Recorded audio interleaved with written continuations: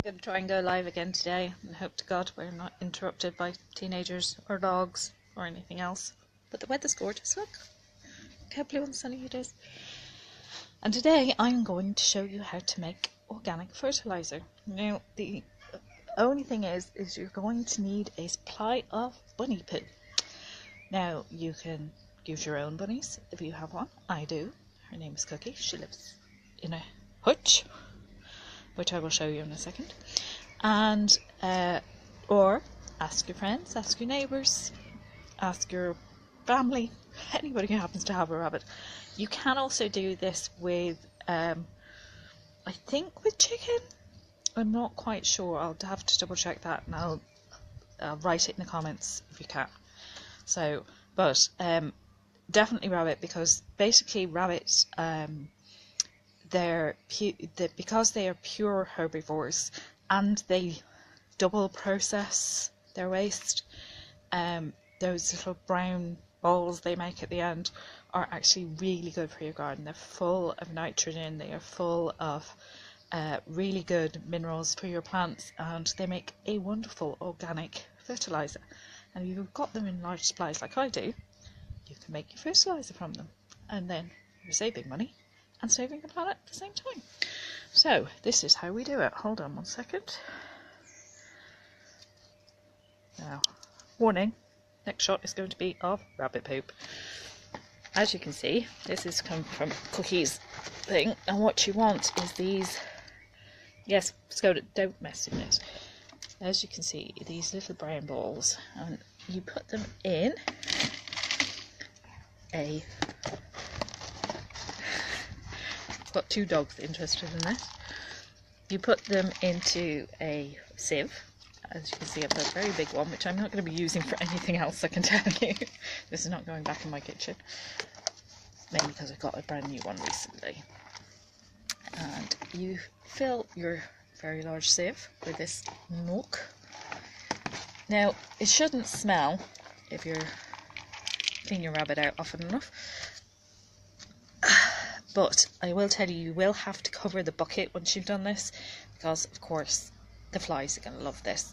So especially in this heat, they're going to absolutely love it. So what you do is you do that, and then you basically put water through it. And what you're trying to do is it's like making tea with rabbit poo. It's the best way to describe this. Hold on, I'll see if I can get this. It's better there. I'm going to fill it full of water and go through.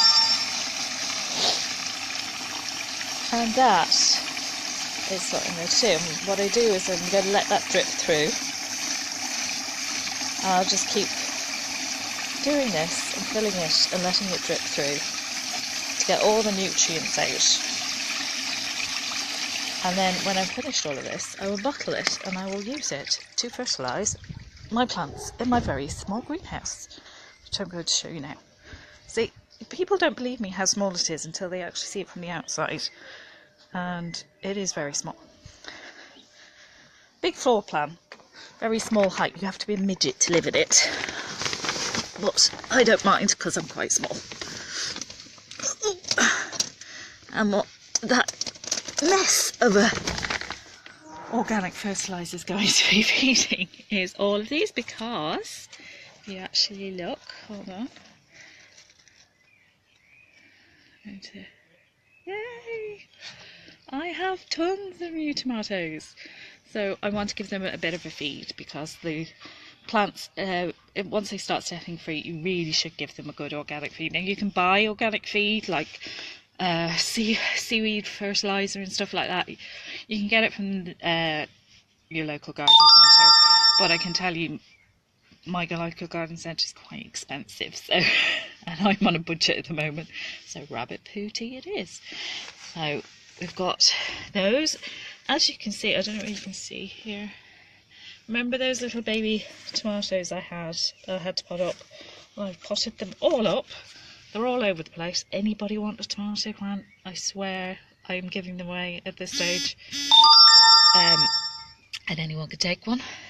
Just put your name below, I'll send it to you. What else have I got? Anything else getting up? I'll show you how the pine berries are doing. Because they're starting, if you can see, I don't know if you can actually see it. Try and get closer to it and focus. Focus.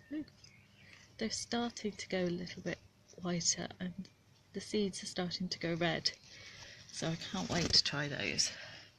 And there's still plenty of flowers coming up on it, so hopefully that should keep going.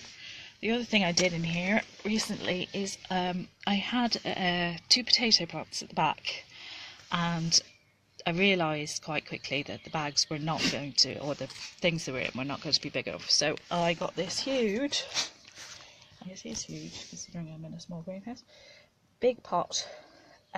It's actually supposed to be for carrying things around the garden, and it has been used for that, but I've put holes in the bottom of it and drum drainage, and my potatoes are now in there, and as you can see they're coming through and they're liking it in there much better.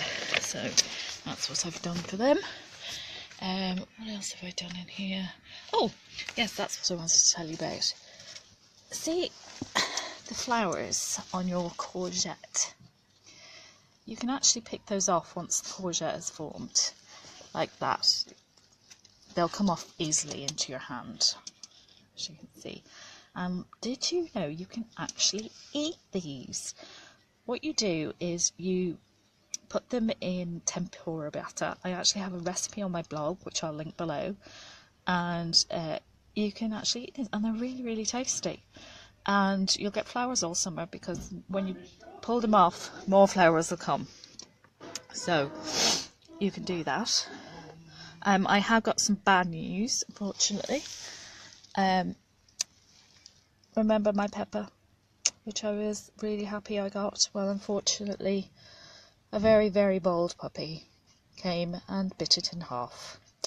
Now I've got some pepper seeds in there, because I can't get the pepper again. The plant sale is over, so so I have some pepper seeds in there. They're sweet pepper seeds, they're not the same peppers, but yeah, she ate it. I don't know why she took a disliking to it, why it was the only plant in the greenhouse she decided she must eat, but she did. She ate it and massacred it is the best word to describe what she did to it. So it's unfortunate. She's a bit of she's a terrier, so she has that in her, unfortunately. Luckily she's left everything else alone for now. And what else? Hold on while I'm updating you about the garden. Out of the greenhouse again. We've managed to keep the cabbage butterfly at bay. And I did find some more. Typical, the day after I had told you about the eggs, the next day weren't there loads of eggs, so I could have shown you them. But yeah, managed to get them all off, and it's doing really well. The cabbages are absolutely massive, and I didn't realise they were going to go quite so big, actually. Never having done them before, but they're absolutely huge, and they're looking great, so I'm really happy with them. I am still picking lettuce, but as you can see, beside them now, because I picked the big ones, there's little ones coming through. So that's what you do if you interplant, and make sure that you keep putting in seeds every three to 4 weeks. You should have a crop the whole way through summer, and that's what I'm intending to do this summer. What else we got? Oh, I don't know if you can see these at the back behind my chive. I've got raspberry canes, and they're coming up. This is an autumn raspberry. It should be raspberries on there during the autumn, but it's growing well, so I'm happy with that. My rhubarb has sprung back to life. It was doing quite badly there for a little while, but apparently all rhubarbs were. So they obviously didn't like the weather. I now have lots of strawberries on my strawberry plant, and there's more under there. They're actually being hidden by the cabbages at this rate. I have to pin some cabbages back so you can actually get some sun on them. The other thing is, if you want your plants, your strawberry plants, to make more strawberries, and not to give you little baby strawberry plants, pick out the runners. It'll strengthen the strawberries. It'll put all the growth back into the strawberries. If you want new strawberry plants, if your plant's getting old, like I usually do when they're about 3 years old, that's when I let the runners go, and I pin them into the soil and get new little plants that way. But you only do that if your plants are in good condition and they have no disease or anything, because the last thing you want is diseased babies. So that's what you do. As for the herb garden, I have planted in the thyme. As you can see, it's a bit full of these days. Same dog dug it up.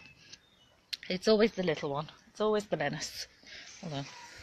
It's always that one who does. She's the digger in the family. I have repotted my rosemary because it was getting a bit cramped in its little pot, so it's actually in a nice big pot now with plenty of drainage. The coriander's gone absolutely mad along with the mint. This rain that we've had after the sunshine, obviously the combination of both of them has just sent them completely wild, so it has. What else have I got in here? Oh, I planted out some of the baby strawberries over in the corner there, the alpine strawberries, so I'm going to see if they work there. I've left the tarragon in a pot, and so that can bring it inside during the autumn. But that's the only one that's been left in a pot. The rest are all outside now. Oh, and this, which may not look very impressive right now, and they never do. It's actually my garlic. All of those little things are garlic bulbs.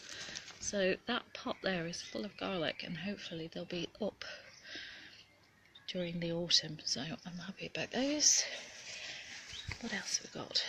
More apples. The apples are actually getting bigger, and I'm really happy because there's a ton of them on the tree. So hopefully they will be nice and huge. So that's what's going on in the garden at the moment. I'm just going to check if hold on, let's see my banjaxed. There's water's gone through that. I'm going to do it again, and then what I'm going to do is to make some more of this. I'm going to fill this up again, and the rest of this can actually go, once you're finished with this can go into your compost bin, which I have a big compost bin over in the corner there. And that can go into your compost bin, and it's perfectly fine to go in the compost bin. You can't obviously put in cat or dog or anything that eats meat, but you're perfectly fine putting rabbit or chicken poop in your compost heap. So, and it will make lovely brown compost for you as well to plant your plants in.